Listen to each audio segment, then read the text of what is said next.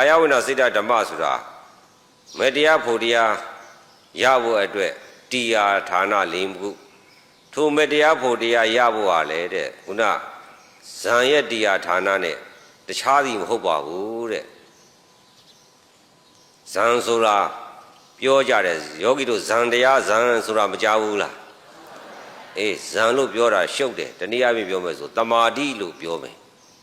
ဘာပြောမလဲတမာတိလို့ပြောမယ်တမာတိရဲ့တရားတမာတိတရားဌာန40ရှိတယ်တမာတိတီလို့တမာတိကနေပြီးတော့မဂ္ဂင်8ပါးဘက်ကိုပြောင်းသွားရင်ဝိပဿနာရဲ့တရားဌာနသို့ရောက်တယ်အဲဒါကြောင့်သီလတမာတိပညာဆိုပြီးတော့အစဉ်စဉ်တက်သွားတယ်အဲ့ဒါကယောဂီတို့ကမ္မထံကိုအခြေခံပြီးတော့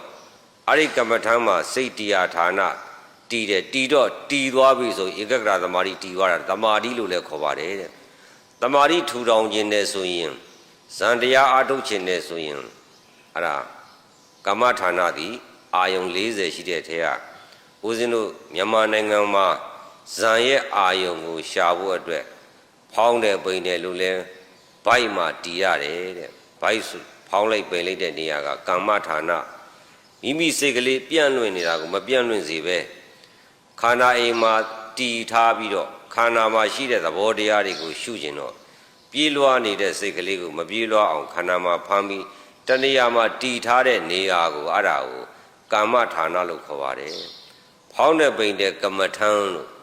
ဖောင်းမှုပိန်မှုကမ္မထံလို့အဲ့ဒီလိုပြောပါတယ်ဖောင်းမှုပိန်မှုကဘာလဲကမ္မထံဟုတ်ပြီနော်အေးအဲ့ဒါကအဲ့မှာစိတ်တည်တယ်လေဒီ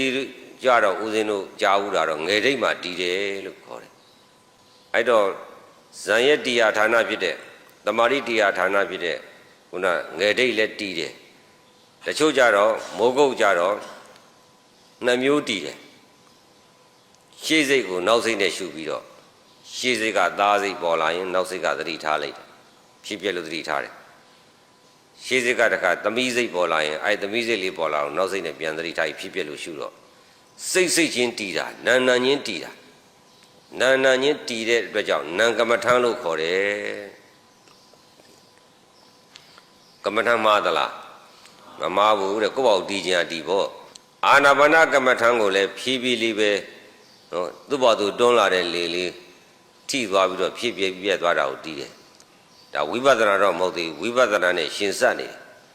တမာရီရဲ့စိတ်ရဲ့တရားနောက်ကပြန်ပြီးတော့ထွက်သွားတာလေလေးကိုဖြည့်ပြက်လို့ရှုတယ်အဲ့ဒါလည်းစိတ်တဲ့တီးတာအဲ့လိုလေတီးလို့ရပါတယ်တဲ့သူ့ဘောက်သူပြင်းပြင်းပြော့ပြော့ရှည်ရှည်တူတူကြမ်းကြမ်းနုနုကိုယ်လုံးမဟုတ်ပါဘူးသူ့အလုံးနဲ့သူစိတ်ကလေးတီးလို့ရရင်ပြီးတာပဲ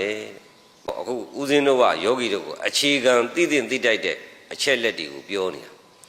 အဲ့ဒါဖောင်းတဲ့ပိန်နဲ့လည်းကမ္မထံစိတ်တီးလို့ရတယ်ကိုကဖောင်းရပိန်ရမှာစိတ်ကလေးတီးလို့အာသာရှိတယ်ဆန္ဒရှိတယ်တီးလို့ကောင်းတယ်ဆိုရင်တီးငယ်တိတ်မှာစိတ်ကလေးတီးလို့ကောင်းတယ်ဆိုရင်လည်းတီးပဲရှေ့စိတ်ကိုနောက်စိတ်နဲ့ရှုလို့သတိထားပြီးတော့နာနာချင်းတီးသွားလို့ကောင်းတယ်ဆိုရင်လည်းတီးနောက်တစ်ခုကအာနာပါနကမ္မထံဖြည်းဖြည်းလေးရှုပြီးတော့သူ့ဘာသူထိတာလေးနဲ့နုနုကလေးကိုပဲတီးခြင်းလည်းတီး